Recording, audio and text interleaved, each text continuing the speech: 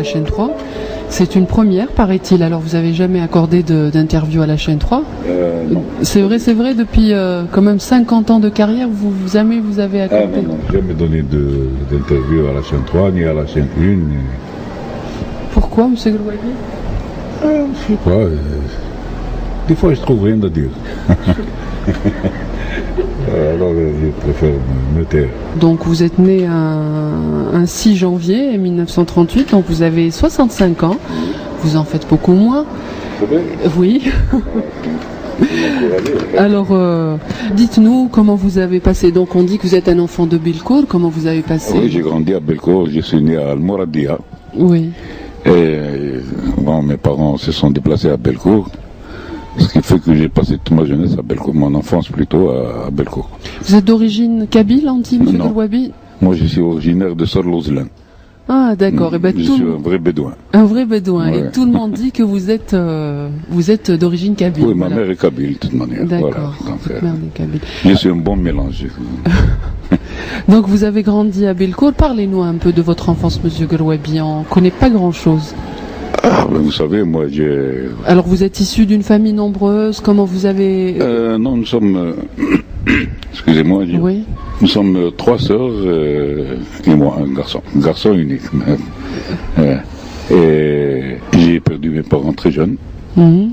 Mon père et ma mère, quand j'avais 6 ans, ils étaétaient morts tous les deux. Mort de maladie ? Oui, ma mère, elle a contracté la tuberculose à l'époque. 1942-43, c'était mortel. C'était comme le cancer maintenant. Oui. Donc, et puis mon père, un an après, il est décédé. Et vous aviez quel âge Moi, j'avais 6 ans, quand ils sont morts tous les deux, oui. Et vous vous rappelez, c'est un souvenir qui vous a marqué, oui, le souvenir de ma mère m'a beaucoup marqué. Et qui s'est occupé de vous et de vos sœurs ? Nos tantes paternelles. C'est eux qui nous ont accueillis, moi et mes 2 sœurs.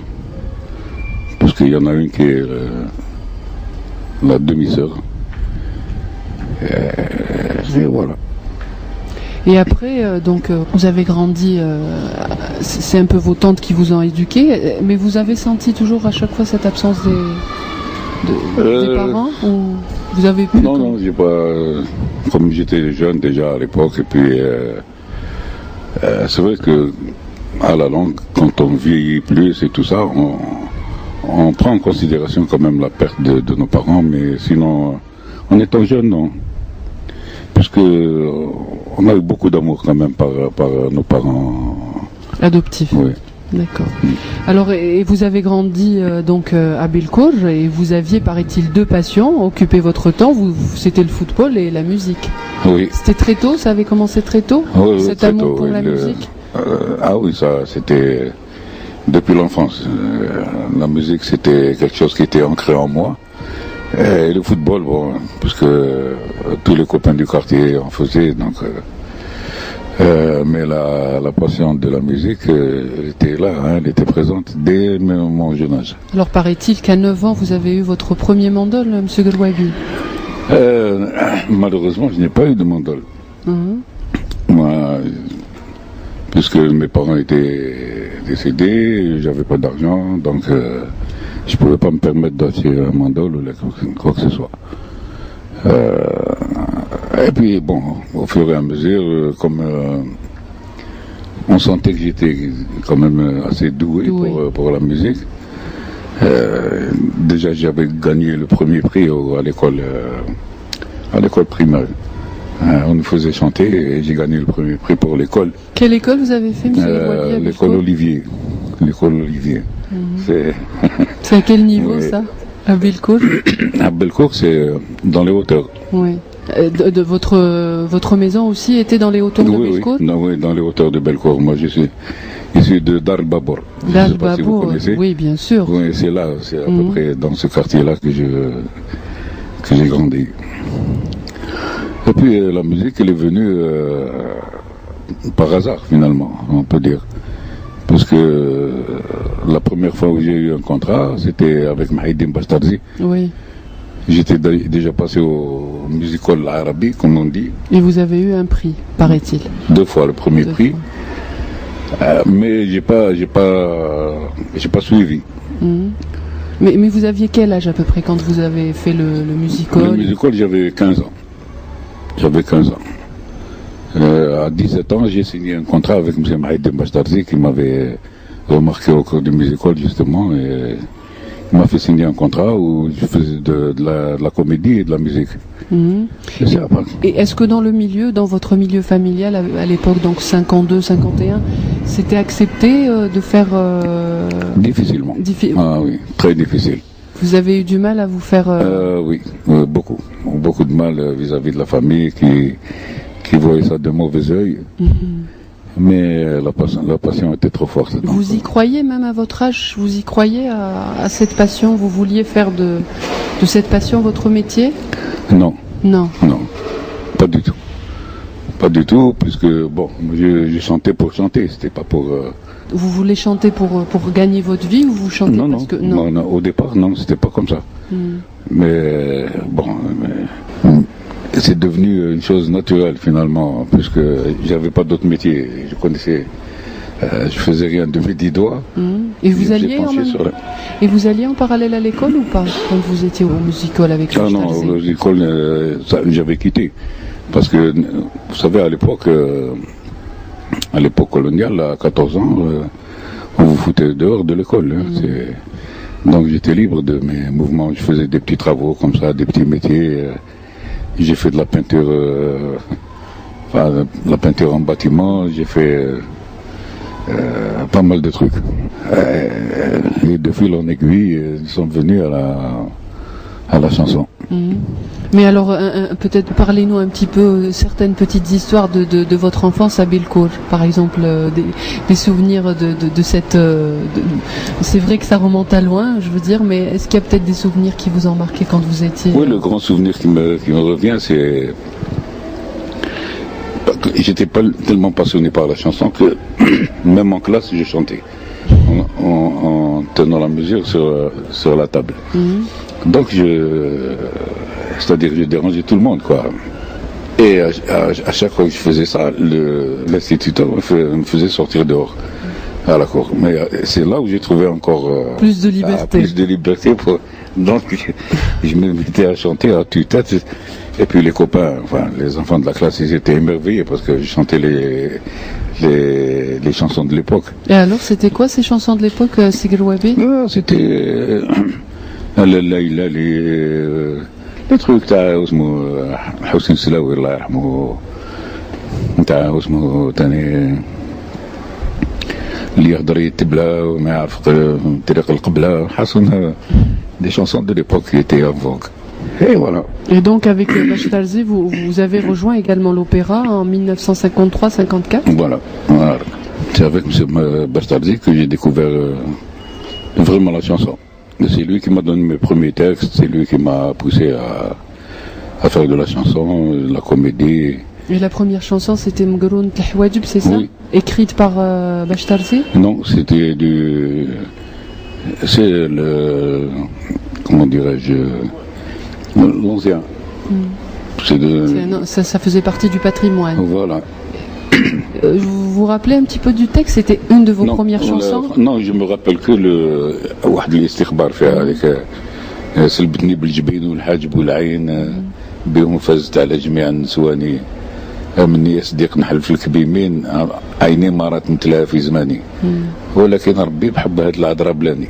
Donc c'était votre première chanson? C'était ma première chanson. Et on entendit depuis parler de Grouabi? Non, c'est venu un peu plus tard. Après l'indépendance? Non, avant. C'était avec l'avènement de la télévision. C'était en 58. Oui. C'est là où vraiment on a commencé à me connaître. Bon. Et j'ai eu la chose la plus positive, c'est que j'ai été tout de suite adopté par le public. C'est peut-être votre tête, on dit dans les écrits que vous étiez bel homme, je veux dire, on a vu les photos. Oui. Ben, et vous l'êtes encore, mais bon, j'imagine que les années... C'est gentil de votre part. C'est un peu ça, non? C'est votre... Oui, c'est un peu ça. Puis, et vous étiez le plus jeune, enfin un des plus jeunes. Oui, j'étais le plus jeune. Et puis je ramenais un truc nouveau, c'est-à-dire j'étais habillé d'une façon moderne. Je voulais pas mettre la gondora ni la. Vous étiez en costume et une petite choucha. Oui, qui a fait beaucoup parler de. C'est vrai, on revoit encore avec plaisir ces images où. Oui, à la télévision. En noir et blanc. Oui. Et je vous dis que c'était merveilleux parce que le public a toujours marché avec moi. Dès le départ. Oui, dès le départ, oui. Surtout la gente féminine. Oui, il paraît que vous avez. Alors, mais peut-être si vous pouvez nous dire, Sigel Wabi, juste la période où vous devez comme ça faire vos preuves. Il y a eu quand même des moments difficiles. Est-ce que vous vous rappelez de certains moments difficiles qui vous ont un peu marqué ou qui vous ont un petit peu fait changer d'avis en vous disant non, je peux pas faire ce métier, c'est trop difficile? Il y a eu des moments au début? Non, pas du tout. À partir de 12-13 ans, je savais que c'était la chanson, c'était pas autre chose. Même j'ai fait parallèlement un peu de comédie, mais j'en ai pas fait beaucoup de toute manière. Et puis vous savez, c'était difficile à l'époque. Vis-à-vis des parents, vis-à-vis des gens aussi, puis vis-à-vis des artistes de l'époque. Alors justement, qui monsieur pas que. Oui, vous étiez accepté? Difficilement, je vous dis. Ah oui. Je me rappelle avec le Hajj Mohamed Lanqa, ça passait pas facilement. Oui, paraît-il que vous avez eu un petit peu de mauvais rapport avec lui parce que c'était des. Non, c'est-à-dire de sa part, lui, bon.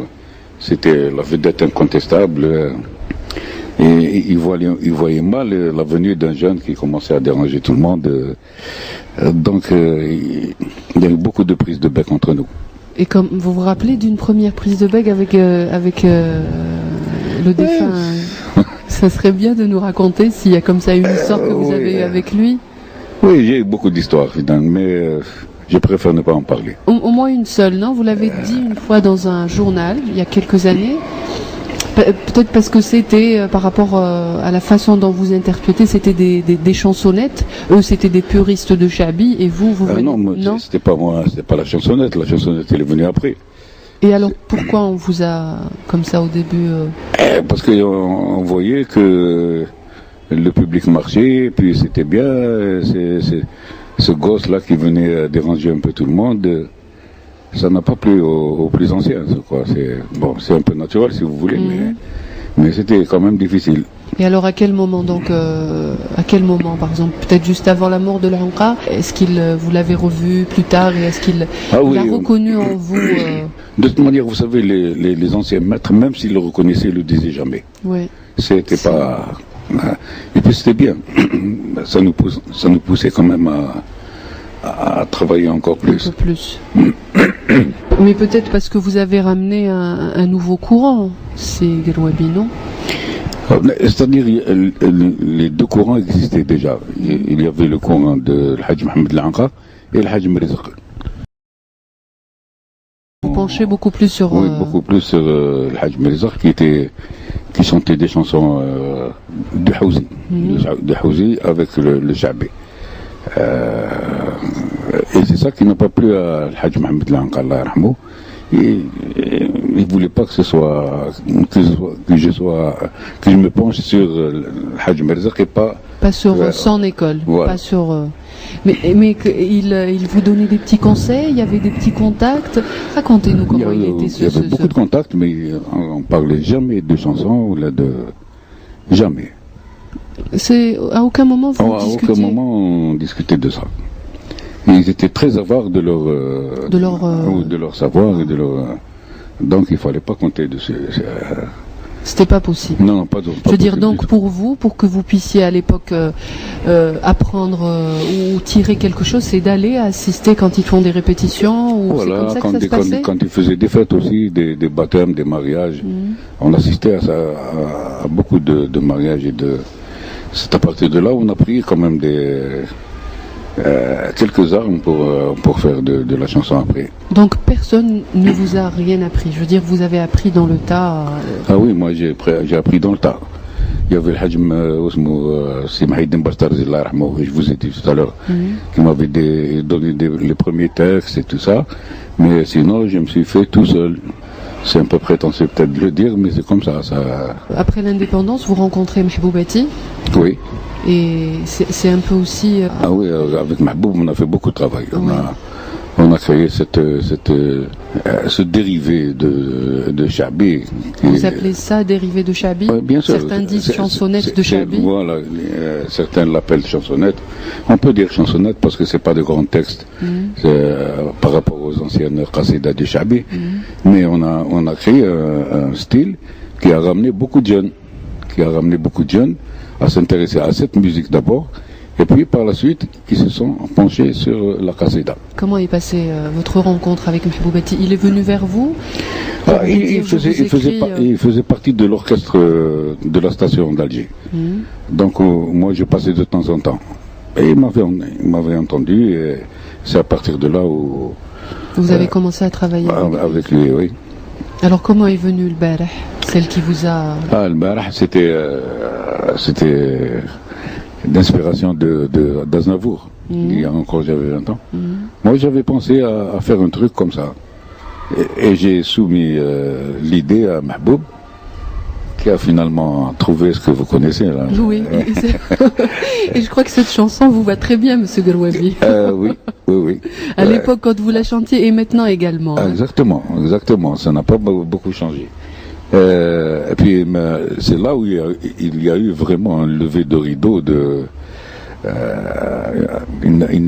un lever de bouclier, disons, de la part des puristes et des anciens chabistes qui ont trouvé que c'était pas vraiment, qu'est-ce qu'il fait celui-là, il fait n'importe quoi, qu'est-ce que c'est, il est en train de mettre des instruments modernes, c'est pas de Chabi, ça a fait beaucoup de bruit. Alors elle est sortie en quelle année cette chanson? En 69, 70 par là. En 69, ouais. Et alors c'était un impact inimaginable, paraît-il, que tout le monde fredonnait. Absolument, tout le monde chantait.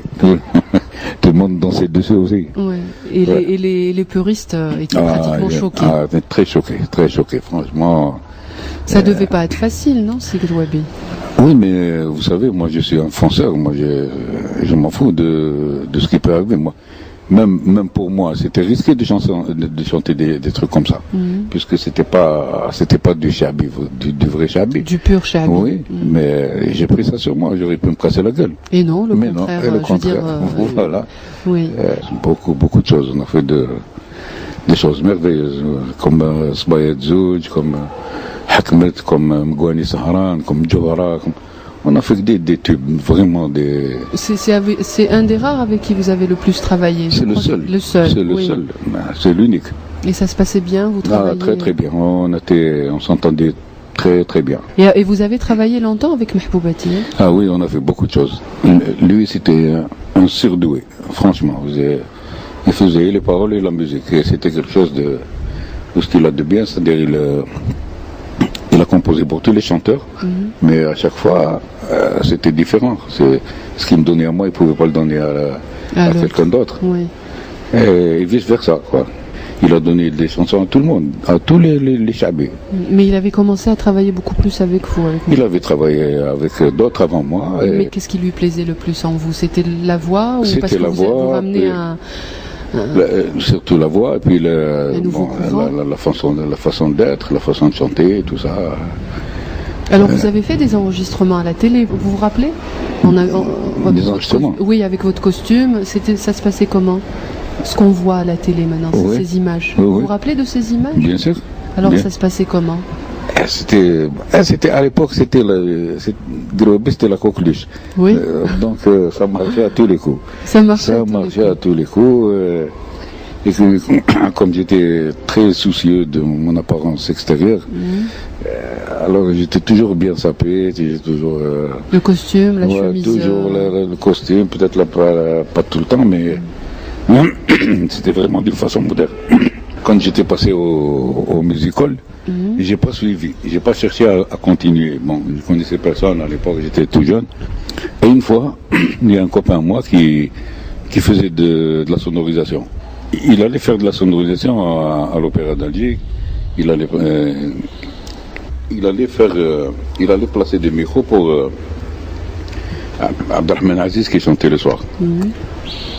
Il m'a dit, viens me donner un coup de main. Je suis parti avec lui. Quand on a installé le micro, il y a M. Bastarji qui arrive. Il me reconnaît. Il me dit, c'est pas toi qui es passé au musical? J'ai dit oui. Allez, alors, pourquoi tu n'as pas suivi, tu n'as pas cherché? Je ne connais personne. Allez, est-ce que tu peux chanter ce soir? J'ai dit oui. Et c'est comme ça que c'est parti. De là? C'est de là que c'est parti. Je te jure, c'était même pas dans le programme. Mais quand tu es quand même plus belle. Vous avez chanté... J'ai chanté ce soir-là. Après Abdelrahman Aziz? Avant lui. J'ai passé en vedette américaine, comme ils disent. Oui. Et j'ai fait la première partie. À l'opéra, c'était? À l'opéra d'Alger. En quelle année? En 52 ou 53. C'était la première fois que vous étiez sur scène face à... C'était la première fois, non, après le musical bien sûr. Oui. Mais c'était la première fois où j'étais en public à l'Opéra d'Alger. C'était vraiment le rêve. Oui. Pour moi, c'était la... Alors vous aviez le trac ou pas? Oui, j'étais mort de trac, mais le trac, vous savez qu'il est nécessaire finalement. Oui, pour donner le meilleur de soi. Absolument. Donc les premières mesures étaient passées, moi j'ai tremblé comme une feuille, mais après c'est devenu... Vous avez commencé par chanter... C'était la première fois, tu t'imagines. Et après vous avez été longuement applaudi, j'imagine. Ah oui, mais à partir de là, vous étiez propulsé. Et j'ai été propulsé aux premières loges. Mais comment vous viviez ça, Sigal Wabi? J'étais aux anges. Ça vous est pas monté à la tête au début? Non, pas du tout. Non, parce que j'ai eu affaire à des gens qui étaient très professionnels et très humains, donc ils nous donnaient des conseils. Donc même Mahidine Bastarji, c'était un père pour nous. Pas rien pour moi, oui. Par les comédiens qui étaient à l'époque. Et vous allez vers lui pour lui dire... oui. Et vous aidez, lui n'était pas avare de son savoir. Non, pas du tout. C'est lui le découvreur de talent. C'était une passion pour lui aussi. Donc Sigal Wabi après Mehboubati, avec qui vous avez longuement travaillé, vous travaillez tout seul, donc tout seul, oui. Comme un grand. Comme un grand. Alors vous avez travaillé beaucoup, donc l'andalou, on dit que vous avez chanté beaucoup plus l'andalou, et puis des fois ça vous arrivait comme ça de... Non, j'ai chanté beaucoup plus de chabi que d'andalou. Mais il m'arrivait de faire de l'andalou aussi. Dans certains écrits, on dit que vous avez beaucoup plus chanté l'andalou, non? Non, c'est pas vrai. S'il y avait à... Ah non, j'ai fait que du chabi. L'andalou, j'en ai fait quelques morceaux comme ça pour plaire aux femmes. Non, pour prouver qu'on pouvait chanter tous les genres, quoi. J'ai fait du moderne, du chabi, de l'andalou. Et vous préférez chanter le chabi ou... Oui.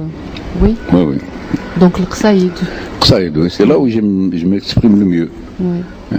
Vous travaillez donc vos textes, vous les apprenez, vous répétez chez vous quand vous... Oui, j'apprends chez moi, J'apprends le soir quand il n'y a personne, quand je ne suis pas dérangé.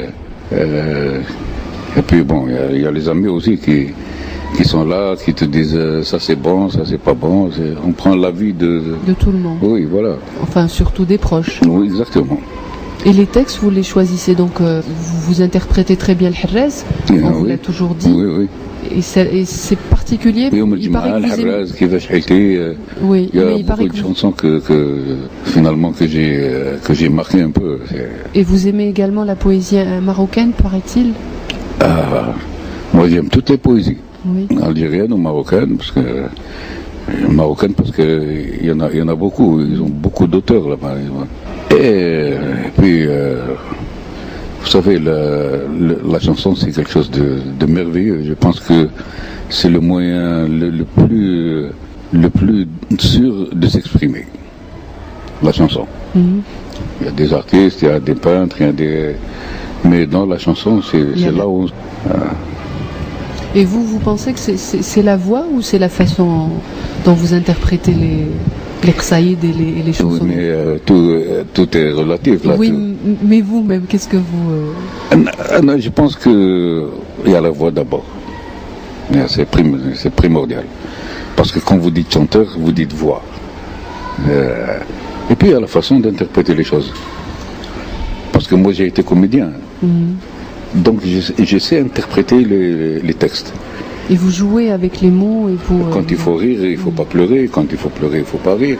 Et quand c'est quelque chose de triste, il faut le faire voir quand même pour que les gens soient entraînés. Je pense que c'est ça aussi. Alors, racontez-nous, Sigel Wabi, la première fois que vous avez eu votre disque, votre vinyle, votre premier vinyle sorti. C'était en quelle année? Comment ça s'est passé? Vous vous rappelez de tout ça? Oui, le premier c'était Kaki Sigum Saadi. Adé, c'est la chanson qui m'a propulsé. Rappelez-moi le titre. Belqak Oui. Sigum Saadi. Oui. هذه اللي عرفتني على كل حال. Plus que Mgrunt الحواجب. oui. مقرونة الحواجب اللي était resté disons cantonné au théâtre, mais هذه elle a dépassé c'est nationalement connu. Belqak Sigum Saadi, c'était la consécration en 1958. Et c'est sorti avec un disque. Oui. C'était le premier vinyle de Wabi. C'était le premier. Et alors comment vous avez vécu ça? Vous savez, c'est merveilleux, surtout pour un jeune comme moi à l'époque. C'était fantastique. Puis je le distribuais aux amis, tout ça, la famille qui était aux Anges aussi. Donc après, ils commençaient à accepter votre choix d'être... Oui. Après, ils ont vu que c'était sérieux, que c'était pas... Après l'indépendance, je veux dire, vous avez travaillé avec Mahboubati. Oui. Comment votre vie de chanteur se passait à cette époque-là? Là, vous savez, on passe notre vie à faire des mariages, des baptêmes, des galas. C'est comme ça qu'elle se passe la vie. Et à partir de quelle année vous avez commencé donc à faire des galas, en des 62. RS? En 62. Après l'indépendance, juste après. Parce que moi, avant l'indépendance, j'étais déjà connu. Donc, quand l'indépendance est venue, c'est à partir de là où, déjà à l'époque, tout le monde voulait faire la fête, c'était l'indépendance, tout le monde était content, tout le monde... Mais peut-être, vous avez des souvenirs, Sigel Wabi, de votre enfance pendant la guerre de libération? Vous vous rappelez? Comme tout Algérien, vous savez. Surtout à Bilkoul, non? C'était les parachutistes, c'était casse-toi, attention, c'était les bombes un peu partout. C'est comme tout Algérien, vous savez. Mais c'est pas quelque chose qui vous a marqué dans votre enfance, vous Non, madame Manet, je vous dis franchement, moi j'étais dépassé par ma passion. Je voyais ni la guerre, ni pour moi, c'était... Votre passion. Oui, c'était la chanson et c'est tout. Je ne sais pas comment elle s'est passée avec la révolution. On l'a vécu, d'accord, mais... Vous l'avez vécu parce que vous voyez, il y avait... Bien sûr, on l'a vécu, mais vous savez, quand vous êtes dépassé par une chose... Dans certaines choses, par exemple, il n'y a pas de place à autre chose. Il faut le dire. Pourquoi vous-même, vous n'avez pas écrit un livre autobiographique sur votre vie pour raconter tout ce que vous avez vécu dans le domaine... Moi, j'ai toujours pensé que quand on écrit sa biographie, on s'arrête là. Je ne sais pas. Vous pensez que c'est une fin pour votre carrière? Voilà, j'ai toujours... C'est pour ça que vous avez refusé de le faire? Absolument. Oui. Et je me dis peut-être que à partir du moment où je vais raconter tout ça, c'est-à-dire je raccroche. C'est fini. Et c'est pour ça que souvent vous voulez pas... J'espère qu'il y a encore beaucoup de péripéties qui vont passer. Le jour où j'écris quelque chose, ce sera vraiment consistant. Je pense que c'est pas encore arrivé. Mais il y a beaucoup de choses à raconter. 50 ans de carrière. Mais comment, madame? Alors, racontez-nous un petit peu, Sigel Wabi. Donc alors, je vais pas garder l'exclusivité pour moi. Non, bien sûr, je suis d'accord. Mais peut-être certaines histoires qu'on aimerait nous savoir, comment par exemple la première fois que vous avez donné... je vous ai raconté que je me faisais à chaque fois sortir de la classe parce que j'ai perturbé tout le monde. Oui. Voilà, et puis... le premier Hels que vous avez donné, vous vous rappelez, c'était où? Oui, comment? Je m'en souviens très bien. Oui. C'était à Hchlef. En quelle année? Alors, votre premier Hels, c'était à Hchlef? Mon premier. Oui. C'était le 6 juillet 1962. C'était le lendemain de l'indépendance. Le lendemain de l'indépendance. Voilà. Alors on a fait appel à vous pour un mariage. Oui, un Djoundi qui était descendu du maquis et il n'avait pas beaucoup d'argent. Il est venu vers moi, on est parti, on lui a fait la fête.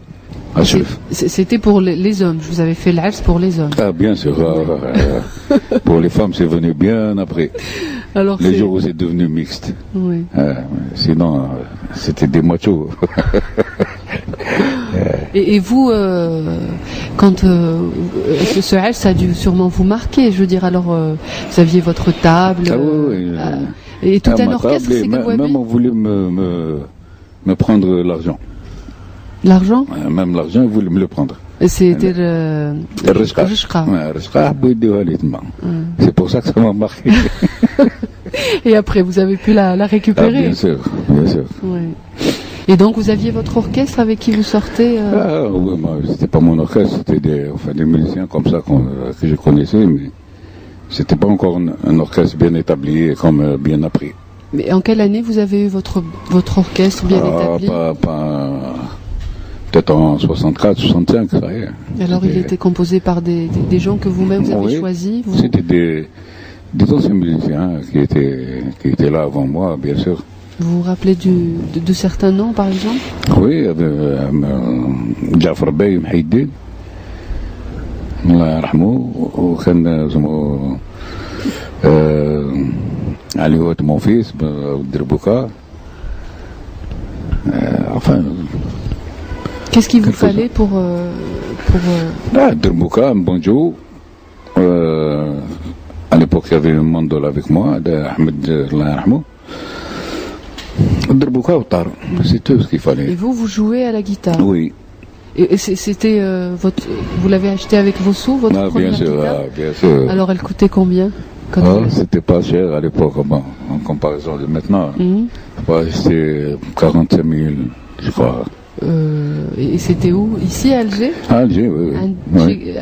Il y avait un vendeur de... كان واحد في la rue Tanger هذاك هو اللي كان يبيع. ومن بعد je me suis fait des sur-mesures. Quand vous avez eu... Voilà. Quand j'étais devenu... Et cette première guitare, vous l'avez gardée? Malheureusement, elle m'a été volée. Ah elle m'a été volée de la voiture, la Dawali. D'accord. Ça fait pas longtemps ou ça fait longtemps? Oh, ça fait longtemps. Ça fait longtemps. C'est un objet dont vous étiez peut-être attaché? Beaucoup, franchement. Ça m'a fait beaucoup de peine. Et les enregistrements, vous en avez fait beaucoup? Oui. Alors... J'en ai fait beaucoup, oui. Surtout avec Mahboub, on a fait, je sais pas, une cinquantaine peut-être. Et plus que ça après, parce que après, il y avait d'autres maisons qui nous ont contactés, tout ça. Et finalement, je dois avoir, je sais pas, 80 cassettes, par là. 80 cassettes. Oui. Et donc c'était les chansons écrites par Mahboubati, oui, et puis certains qsaïd que vous... Oui, pas beaucoup de qsaïd à la Koulihal. C'était... Quand Djouhra dit qu'il y avait beaucoup de succès. Oui. Djouhra, comment elle est venue, Djouhra? Djouhra كان يكتب على واحد طفلة كان معلق بها هو. خلاص اسمها Djouhra. Et vous chantez donc à la Djouhra? Oui, pour lui. Et toutes les Djouhrates. Voilà. Pourtant, c'est pas un prénom très répandu. Non, c'est pas... Djouhra, c'est... À une époque, peut-être. Djouhra. كنا نسميو بزاف في القبائل يسميو Djouhra. ما Djouhra non. هو اسمها Djouhra.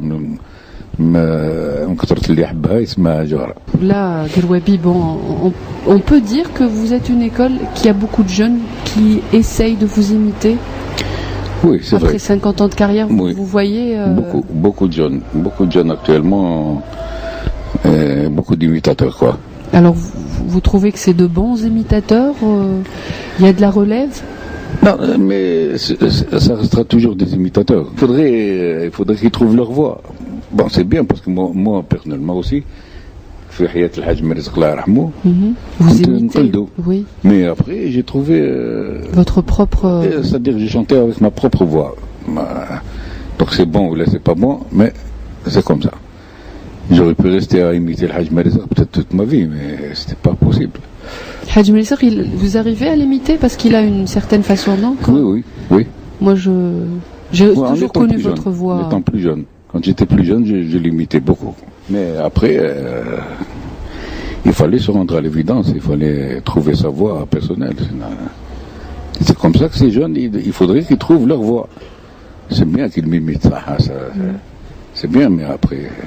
Mais on peut dire qu'il y a, parce que bon, on sait qu'il y a une école de l'Hajj Mohamed Laanqa. Est-ce qu'on peut dire qu'une école de vous, Guelwabi, existe? Ah oui, bien sûr qu'il existe. Ce serait de la fausse modestie de dire que je suis dans la bonne voie, quoi. Si les jeunes s'intéressent à ce que je fais, c'est que c'est bon. Et vous, quand ils viennent vers vous, les jeunes, à la différence de votre parcours, on vous a pas beaucoup aidé quand vous étiez jeune. Est-ce que vous donnez un peu de votre savoir? Malheureusement, ces jeunes maintenant ne viennent pas, ne vous sollicitent pas, rien du tout. C'est dommage parce que ils ont beaucoup à perdre là, parce que c'est pas tout d'apprendre un truc sur un magnéto là, c'est pas ça l'essentiel. Mais ils viennent pas. Mais s'ils viennent vers vous, vous êtes... Avec grand plaisir.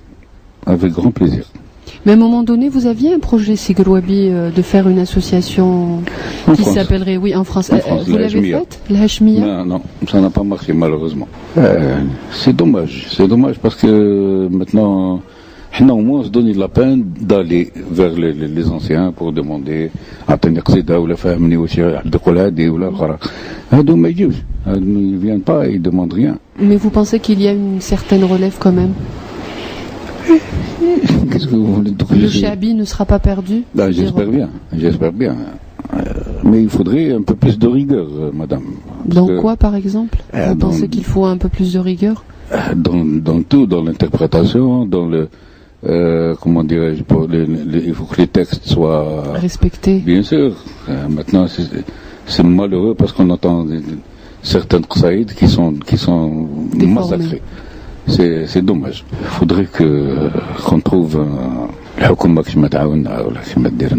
c'est vrai.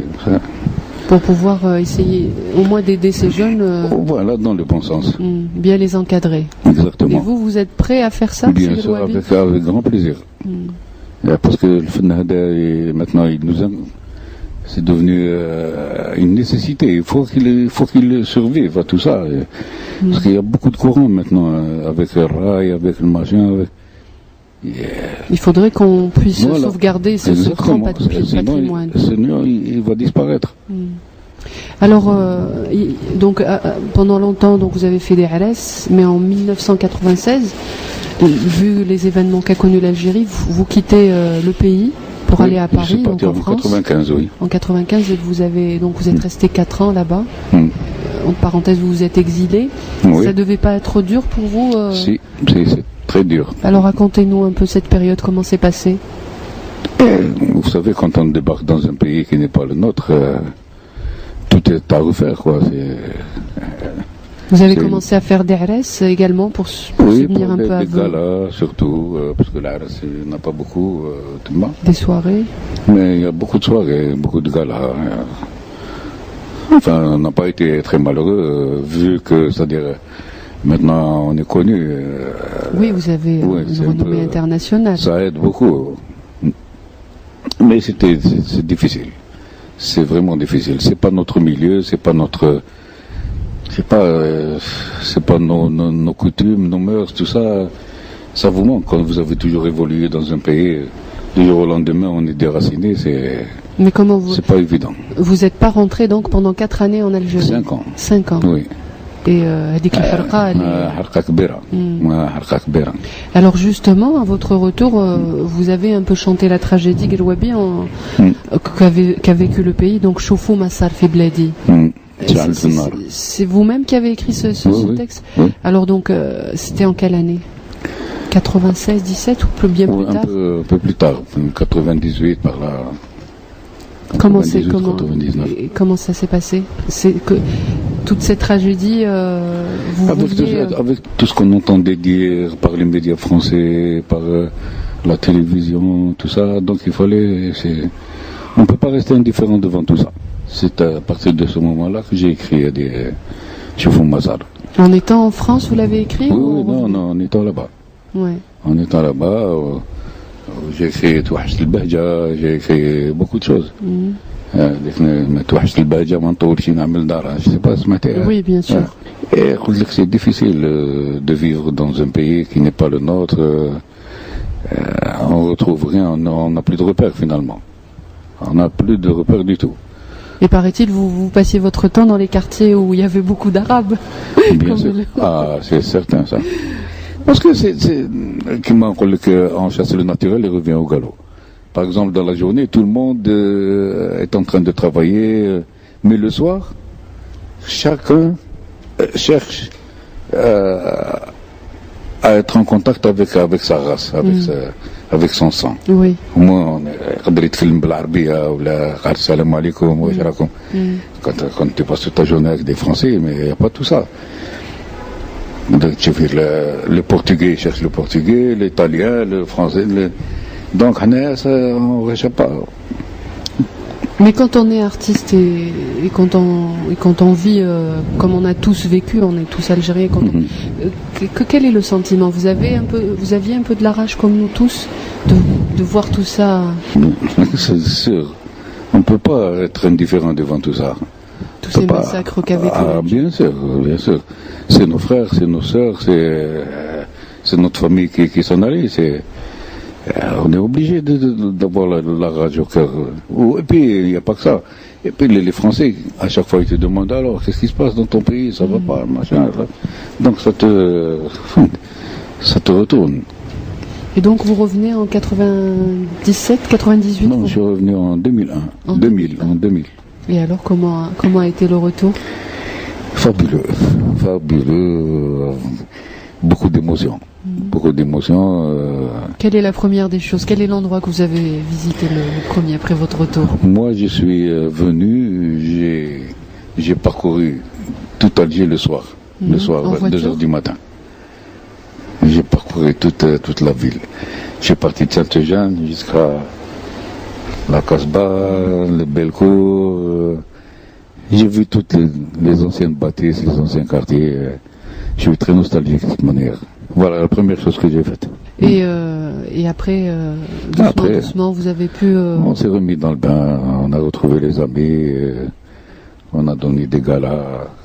Et vous avez fait sortir une cassette donc en 2001. C'était la cassette où il y avait ces chansons-là sur... Sur Foumassar et tout. Oui. Là. Non, avant. Et donc en venant, en 2001, vous n'avez pas fait... Non, j'ai rien fait encore. Donc depuis 2001, il y a... Non, il n'y a pas... Il n'y a pas eu d'année. Non, il n'y a pas rien. Il y a quelque chose qui se prépare ou... Un peu, dans la tête. Oui, je songe à faire un truc d'ici peut-être le mois de mars. Inch'Allah. Et c'est toujours autour de la situation que nous vivons en Algérie ou sur les femmes, l'amour? Non, toujours. C'est le sujet éternel, ça. Alors justement, Monsieur Galwabi, on vous dit, je sais pas si on vous dit comme ça de réputation, on dit un homme à femme, vous aimez les femmes. Alors est-ce que c'est vrai, oui ou non? Et vous avez combien de femmes justement? Une ou deux? Moi? Oui. J'en ai une, comme tout le monde. Mais c'est vrai que j'aime les femmes. Vous aimez les femmes? Oui. J'aime les femmes parce que, vous savez, la femme est très proche de l'artiste finalement. Oui. Parce qu'on dit que la femme a un sixième sens qui n'existe que chez l'artiste. Oui. Donc on a des affinités. C'est un peu l'image qu'on a de vous, hein. On vous dit charmeur, très... Oui, c'est une image que je véhicule depuis... Est-ce qu'elle est vraie? Je veux dire, est-ce que... C'était vrai. Oui. Ce n'est plus vrai maintenant. Donc vous avez... Parce que maintenant, oui, vous partez donc à la Mecque en 1981. 81. Oui. Alors... Alors, ma femme, c'est fini. C'était terminé. Et donc, à partir de cette date, on vous appelait Al-Hajj Galwabi. Oui. C'est différent pour vous quand on vous dit Hajj Galwabi ou bien Shir Galwabi? Non, moi, c'est absolument la même chose. J'aurais préféré qu'on me dise pas le Hajj. parce que ça, je l'ai fait pour moi. Qu'est-ce que ça a changé pour vous d'être Hajj quand vous êtes parti à la Mecque, sur le plan personnel? Ça vous a... C'est là où on a mis des garde-fous un peu partout, quoi. C'est plus la même chose. On peut pas faire ce que, par exemple, comme boire l'alcool. Voilà, ou là de connaître encore des femmes, ou là c'est terminé tout ça. Mais la vie d'artiste est plutôt comme ça, non? C'est une illusion, ça. Ah bon? Oui, on a toujours dit que c'était, c'est-à-dire, c'est comme un mirage. C'est un milieu vergondé, tout ça. Non, pas dévergondé, mais on sait qu'un artiste a besoin, donc, je sais pas, d'un bon petit pot, être entouré. Ah non, le petit pot, madame, non, je suis désolé. Peut-être qu'une belle fille, par exemple, oui, pour l'admirer, pour pouvoir, pour pouvoir écrire, voilà. Mais le petit pot, non. Non. Et donc, quand vous êtes devenu Hajj, alors, Hajj al-Wabi, vous avez une autre... Déjà, je vois que le comportement des gens vers vous est différent. Oui. Il y a beaucoup de respect, beaucoup de... C'est plus la même chose. C'est plus la même chose. Avant, c'était bon, c'était l'artiste qui s'imposait parce que... Mais maintenant, non. Maintenant, c'est devenu autre chose. Il y a beaucoup de respect, il y a beaucoup de... Je sais pas moi, beaucoup d'égards. Vous avez donc... Non, ma voix, elle porte, hein, vous ne cassez pas la tête. Il n'y a pas de doute là-dessus. Hein. Alors, vous avez donc... combien d'enfants, Seyyed El Wabi? Bien sûr, on connaît celui qui a... J'en ai 9. 9? Oui. Allah barak fik. Des garçons, des filles? Des garçons et des filles. Alors, un des garçons a essayé de poursuivre oui, la... Oui.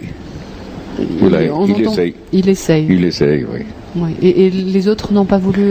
Non, pas du tout. Non. Pas du tout. Ils ont chacun des carrières différentes. Ils ont leur vie, parce que la vie artistique, n'est pas facile, comme vous le dites si bien. Vous avez été un bon père pour vos enfants, Seyyed El Wabi? Ah, je suis très mère-poule. Oui. J'aime beaucoup les enfants. Vous les avez un peu couvés? Oui. Les enfants, c'est bien, c'est bon. Qu'est-ce que ça rapporte à...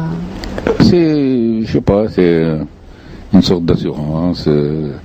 On sait c'est-à-dire, il y a un but dans la vie, c'est-à-dire on a donné la vie, on les a éduqués, on les a habillés, tout ça, c'est bien. Et ils sont fiers de votre carrière, monsieur? Il faut leur demander à eux. Mais bon, ils doivent vous le dire. Je ne sais pas. C'est à eux là à le dire. Eh bien, il faudra nous les présenter. Ouais, un jour, pourquoi pas. Alors, il y a peut-être une chose aussi également qui me... Alors, vous, paraît-il, vous supportez l'USMA. Ah, mais c'est vrai. Vous êtes connu pour supporter l'USMA, mais vous êtes un enfant de Bilkoul. Oui. Alors, expliquez-moi pourquoi. Pourquoi pas CRB? Pourquoi pas l'USMA, madame? Voilà. Oui, je sais pas, non? Pourquoi pas? Et pourquoi pas aussi CRB? Et pourquoi pas? Parce qu'il y avait le beau jeu chez l'USMA. C'était la pratique du football pur, c'était bien. Même si cette pratique... L'USMA n'est plus ce qu'elle était, Seyyed El Wabi. Elle est mieux maintenant. Oui, elle est mieux. Elle est mieux. Alors vous êtes toujours... non, même quand j'étais dans les bas-fonds de Haran, je les supportais quand même. Vous étiez, quand vous jouez au football, vous étiez un avant-centre? Non, j'étais les droits. Voilà. J'étais les droits. À quel moment vous avez arrêté de jouer, Seyyed El Wabi? Dès que j'ai succombé au charme de la musique. D'accord, donc c'était... J'avais signé, à détailler, c'est une anecdote pour vous. J'avais signé une licence RAC, la redoute, pour trouver du boulot. On m'avait donné un travail dans une menuiserie. Donc j'ai joué du football et en même temps... Mais comme j'étais dévoré par la musique, les samedis soirs, moi je passais mes nuits à écouter de la musique, en jouer. Et donc le dimanche matin, j'étais à moitié réveillé pour aller jouer. Donc le président il m'a dit, mon fils, toi tu n'es pas fait pour le sport, va continuer dans la musique s'il te plaît. Et voilà. Donc le choix a été fait. Vous assistez, ça vous arrive d'assister à des matchs, Seyyed El Wabi? À la télévision. À la télévision. À la télévision, oui. On peut plus maintenant avec. Et puis c'est plus ce que c'était. Maintenant les gens s'insultent, ils insultent les joueurs, ils tapent les. C'est plus comme avant. On s'abstient. Alors peut-être après 50 ans de carrière, Sigal Wabi, dites-nous quel est le meilleur souvenir que vous gardez de pratiquement votre parcours de chanteur. Bon, vraiment le meilleur. Écoutez, moi, le meilleur souvenir, il est là à chaque fois que j'ai fait une bonne soirée. Quand j'ai fini, que tout le monde est content, c'est un souvenir merveilleux. À chaque fois. Donc ça se renouvelle à chaque fois. Donc pendant 50 ans, à chaque fois, vous avez eu du plaisir, c'était... Après la chanson, c'était après une bonne fête ou là une bonne soirée, quand les gens sont contents, c'est... Mais il y a peut-être une soirée qui vous a marqué dans les années 70 ou 80? Non, il y a une seule soirée qui m'a marqué, c'est un jour où quelqu'un m'a arrêté. J'étais en train de chanter une chanson nouvelle qui était Cheb Boumzi à Ousma. Oui. Et il est venu vers moi, il m'a dit arrête, qu'est-ce que tu es en train de chanter, nous sommes en famille, là. Comme si j'avais dit des choses... Pas bien. En quelle année c'était ça? 68 ou 69 par là. Ah bon.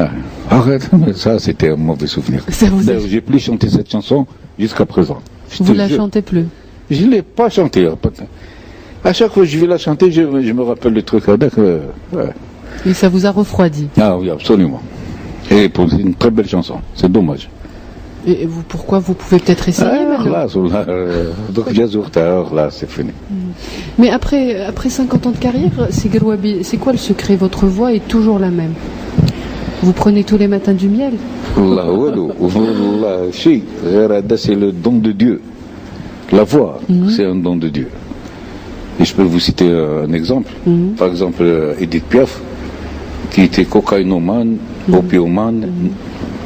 Elle fumait 10 paquets de cigarettes par jour. Ouais. Et elle est morte avec sa voix.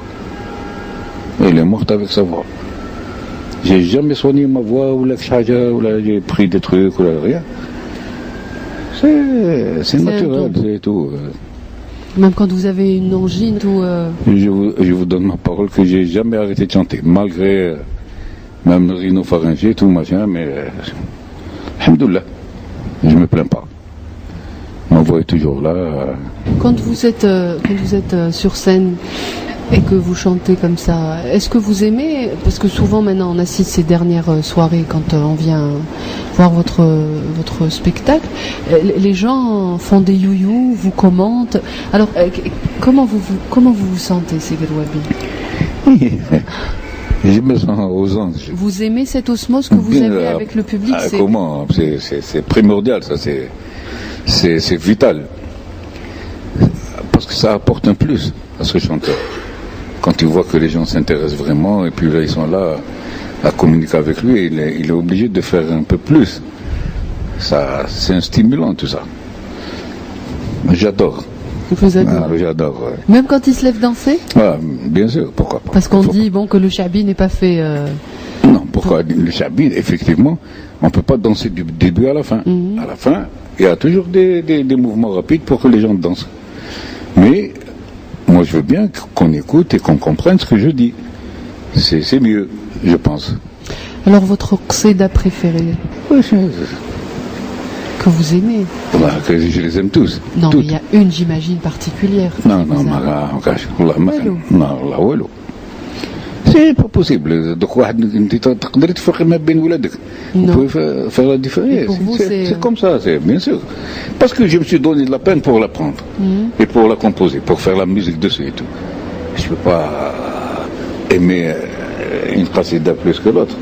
Les gens demandent, les gens s'arrêtent à des chansons. Laquelle, par exemple? C'est des situations pour eux, je sais pas, ils ont toujours des souvenirs à partir de cette chanson. Donc, par exemple, Kimel Bar. Tout le monde en redemande jusqu'à présent. Oui. Ça fait combien? 30 ans que la chanson existe. Ils en redemandent. Je me demande bien pourquoi. Alors, c'est magistral, vous l'interprétez. Il y a un passage, et vous le faites exprès, hein. Il y a un passage quand vous le chantez pas, vous le parlez, je le déclame. Vous le déclamez. Voilà. Alors Et ça, c'est un art, la déclamation. Il ne faut pas l'oublier. C'est pas. C'est pas donné à n'importe qui aussi. Il faut que vraiment que ça sorte du cœur. Oui. Oui. Et à chaque fois ça sort du cœur, c'est gagné. Ah, bien sûr, bien sûr. Ça, on peut pas. Vous savez, on peut pas tricher dans la chanson. On peut pas tricher. C'est à partir du moment où on triche, ça y est, on perd le contact. Parce que le public, il est très versatile. Si par malheur, il sent que c'est pas juste, ça risque de déraper. Et j'aimerais pas ça, moi, je vous dis franchement. Et vous pensez dans vos projets terminer encore à donner des concerts, ou vous allez vous faire encore je continuerai, Inch'Allah, حتى نهار يحبس قلبي. Les jours, bien sûr. On ne peut pas vivre sans chanter. Moi, je ne peux pas vivre sans la chanson. Donc vous le faites, et pour ce mois de Ramadan, vous avez un programme déjà oui, ça y est, bien sûr. Alors ça sera... C'est entre ici et là-bas. Oui, entre Paris et Alger. Oui, il y a quand même, il y a un public aussi là-bas qu'il ne faut pas négliger. Vous avez un bon public. Un très bon public, oui. Vous ressentez la même chose comme le public algérien? Absolument. C'est un peu plus là-bas. Par l'éloignement, je pense que c'est un peu plus là-bas qu'ici. Et puis là-bas, moi j'ai une mission à accomplir. ديما نمدح باش نفكرهم شويه في دينهم pour qu'ils n'oublient pas. Juste avant de commencer. Toujours en commençant. Qu'est-ce que vous dites par exemple? Non, je dis pas, je chante. Oui, 2 ou 3 et après vous commencez à... Voilà. Et ils sont... Surtout Sayyidina Ramadan, donc... Est-ce qu'il y a toujours des admirateurs qui vous écrivent, qui essayent de... Parce que quand même vous êtes une star dans le milieu algérois, et bon, même vous dites international, parce que vous avez donné un concert au Canada, il paraît que tout le monde, les Algériens... Au Canada, aux États-Unis, un peu partout, bien sûr. À Londres. Londres aussi, la Suisse, oui. La Belgique aussi. Et vous m'avez dit donc, quand vous êtes en Europe, quand vous donnez des concerts, vous leur faites des mada'eh pour un peu les rapprocher. Ah, bien sûr, pour qu'ils n'oublient pas quand même. Je pense que c'est un devoir, ça. Et c'est grâce à ce public que vous avez à chaque fois cette force de vous... comme ça, d'interpréter des chansons aussi bien. Parce qu'à un moment donné, on vous disait un peu fatigué, non? Oui, physiquement, bien sûr. Vous savez, quand vous avez chanté pendant une 50aine d'années, ça use, finalement. Et donc, oui, ça use. Vous restez à peu près 1h30 sur scène. Sur scène, oui. Plus. Un peu plus. 2h30, 3h. Et après, je veux dire, vous préparez votre concert avant, vous répétez chez vous. À chaque fois, ça arrive ou maintenant? Ah non, c'est terminé. Non. J'ai un groupe qui est vraiment homogène, donc il n'y a pas lieu de répéter rien du tout. Mais quand il y a une chanson nouvelle, bien sûr. Quand il y a quelque chose de nouveau, c'est tout à fait normal qu'on prenne quelques répétitions pour se situer. Mais sinon, ça aide et tout ça, c'est selon l'inspiration du moment. Donc, on peut pas. Qu'est-ce qu'on va répéter des improvisations, c'est pas possible. Mais ça vous arrivait comme ça, donc avant de monter sur scène, de faire tout le topo, qu'est-ce que vous allez chanter? C'était avec quoi vous allez commencer, avec quoi vous allez terminer? Ah oui, bien sûr, ça dans ma tête. Je l'étale pas ou là je l'écris pas. Mais c'est parce que imaginez qu'à chaque fois qu'une chanson est terminée, moi je pense à la suite, à ce qui va venir après. Donc il ne faut pas que ça dénote aussi. Il faut que ça reste toujours dans le même topo. Il ne faut pas que ce soit moins bien ou surtout il faut que ce soit pas. Il faut que ce soit très bien, mieux que ce qui est passé. Parce que vous savez, c'est-à-dire c'est facile par exemple d'arriver à la tête de l'affiche, comme disait si bien notre ami. Je me voyais déjà en haut de l'affiche, oui. Mais le plus dur, c'est d'y rester. Parce que quand on fait une chanson, une belle chanson, un succès, il faut que ce qui vient après soit meilleur ou la même chose. Sinon, ça va plus. Pourquoi beaucoup de chanteurs ils font un tube, un grand tube, mais ce qui vient après, c'est très ordinaire, donc ça marche pas. Et vous, à chaque fois, vous avez essayé de répondre à... Ah, moi, alhamdoulilah, C'est-à-dire, vous prenez par exemple mon répertoire, le répertoire qui a été enregistré, vous voyez qu'à chaque fois c'était un succès, à chaque fois. C'est vous-même, vous êtes exigeant avec vous-même, Saadi, après il y a eu Jari, après il y a eu Mbad quand il y a eu le changement avec Mahboub Bati, il y avait Mgouani Sahran, Johara, le Hakmet, le Barah, tout ça, c'est des tubes ça. Vous-même, vous êtes exigeant déjà avec vous? Ah bien sûr, mais je suis très très... Moi, c'est presque militaire chez moi. Ah bon? Ah oui, je suis un perfectionniste. J'aime pas les choses qui ne sont pas bien faites. Ben, je pense que c'est normal. Et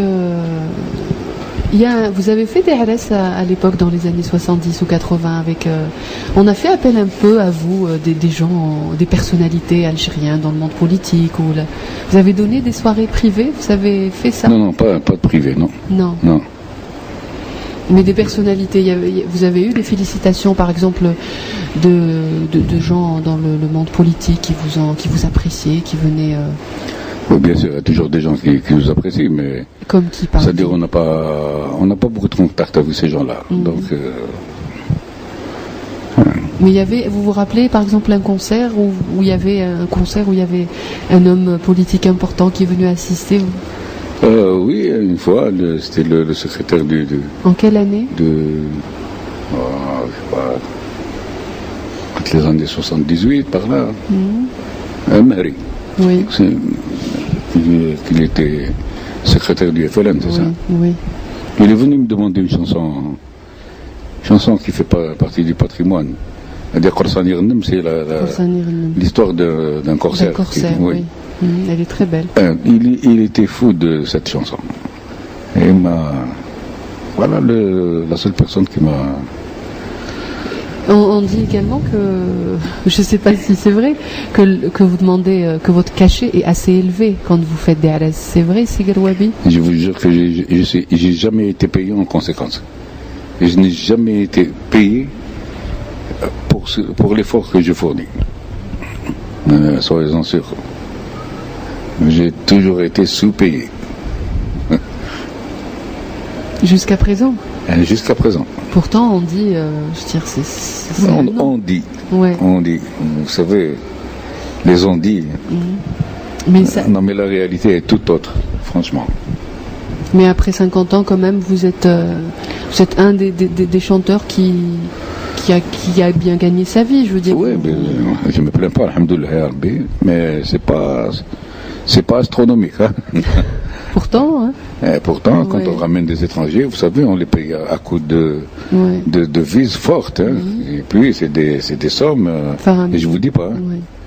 Alors, ce que je prends, moi, c'est très infime à côté de ces gens-là. Alors, et puis, mon argent, je le laisse en Algérie. Oui. Les autres le prennent et s'en vont. Ils s'en vont, voilà. Alors, je veux dire, pour terminer, donc merci d'ailleurs, vous nous avez accordé vous voulez pas nous chanter un petit peu a cappella, un petit truc, un morceau que vous aimez vous-même? Comment comme ça? C'est pas possible. Non, je sais pas, je peux pas. Je pourrais pas. Non. Il faut vous préparer un peu ou c'est... Non, il faut que j'ai au moins mon instrument dans les mains. Ça m'inspire un peu aussi. D'accord. Qu'est-ce que vous écoutez en dehors du charbi, mis à part le charbi? Qu'est-ce que vous J'aime la musique indienne. Ah bon? Oui. Ça vous calme? La sitar, c'est pas le chant là. La sitar, c'est comme Ravi Shankar, d'accord. C'est une musique que j'apprécie beaucoup. Et vous avez des contacts avec des chanteurs charbi, comme par exemple Ahmed Zahi, qu'on écoute? Non, j'ai pas de contact avec tous les chanteurs charbi. Hein. Vous êtes seul? Pas d'amis? Non. Des amis en dehors de... Oui. Vous le voulez ou parce que... Non, je ne trouve pas de terrain d'entente avec... Pourtant, il y a du charbi. Oui, mais quand il n'y a pas de répondant, vous savez, je ne vais pas galoper tout seul. Je vais pas... Voilà. Mais vous êtes un petit peu retiré et réservé. Vous donnez cette impression, Sigar Wabi. Non, mais je n'aime pas de toute manière. Je n'aime pas être... toute ma vie a été sous les projecteurs. Donc maintenant, je voudrais bien vivre tranquillement. Franchement. Au début, vous acceptez donc d'être sous les projecteurs? Oui, bien sûr. En étant jeune, on était dynamique, on voulait tout de suite. Mais maintenant, non. Franchement. Vous vous faites discret, vous accordez rarement d'interviews. Oui. Et vous êtes pourtant pas vieux, hein, je veux dire. Non, mais je garde ça pour moi quand même. Il faut quand même que j'ai comme un côté, un jardin pour moi. Oui, il n'y a pas de doute. Où les gens n'ont pas à s'introduire, c'est tout. Alors vous allez peut-être nous dire votre prochain spectacle à Alger, Fromdan, ça sera le 12 et le 13. Le 12 novembre. Oui. Voilà. Mougar. Oui. Ou le 21 novembre aussi à Ibn Khaldoun. D'accord. Eh ben, j'espère qu'on sera tous là. Inch'Allah. Et j'aurais peut-être bien voulu savoir, mais vous voulez pas nous dire quel est votre qsida préféré. Comme ça, on va la passer à la fin de l'interview. Oui. C'est elle qui m'a lancé. Voilà. Oui. D'accord. Si vous pouvez la passer, ça me ferait plaisir. D'accord. Et quand il va passer mon truc? Eh ben, ça passera à Fromdan la première semaine. Ah, Inch'Allah. D'accord. Vous voulez peut-être rajouter quelque chose? Non, mais j'espère quand même que le public de la chaîne 3 soit toujours présent à mes concerts et m'encourage beaucoup. Voilà. Merci. De rien. بلقاك يسد مساعدك بلقاك يسد مساعدك تزيمي ونرجع فرحان عليك روحي ومالي نفدك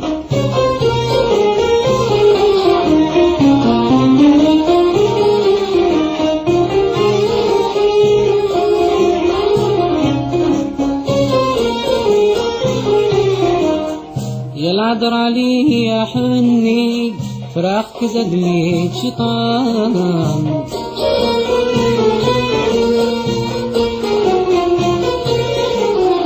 في القلب راني متمني نلقاك ميمون غيوان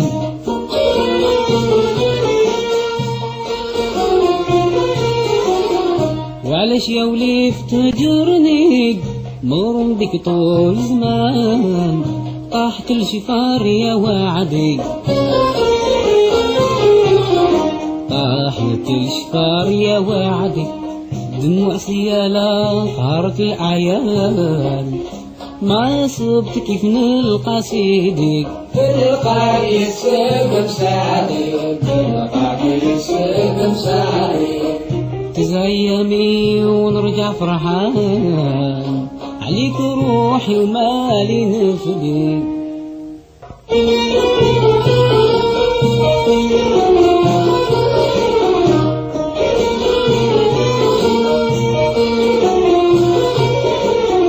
ما جت مسهات في مكاني الرمزين النسوان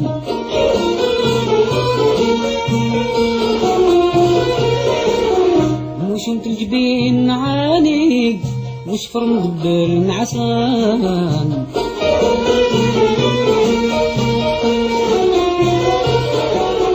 منو لهبت نيراني والعقل منها حيران شفا والخد الوردي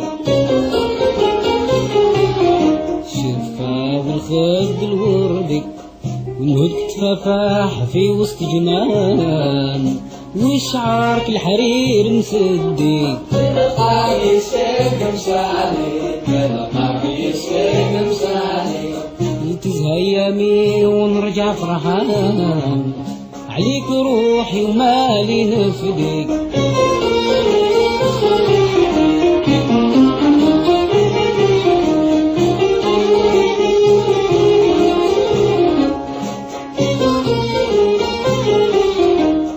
ما صبت حيلة تنفعني نعود زاهي كيف زمان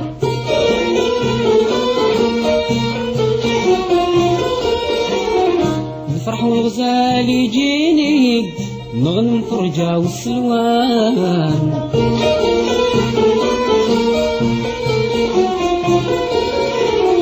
أم الحسن فوقنا تغني الواور عن كل وان دور بابي نادي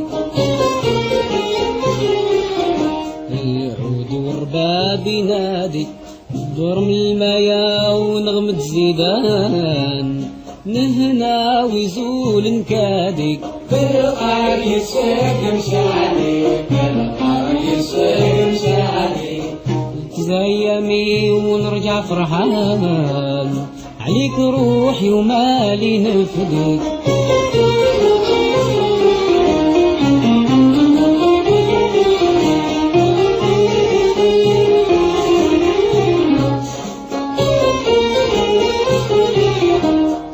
اسمي قرواب يمكنني ساكن دزاير تعيان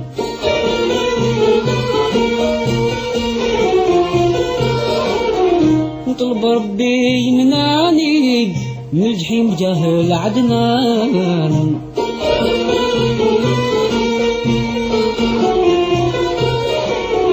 خايف ما فعلتي فضحني تبعت الهوى والشيطان خايف من ليلتي وحدي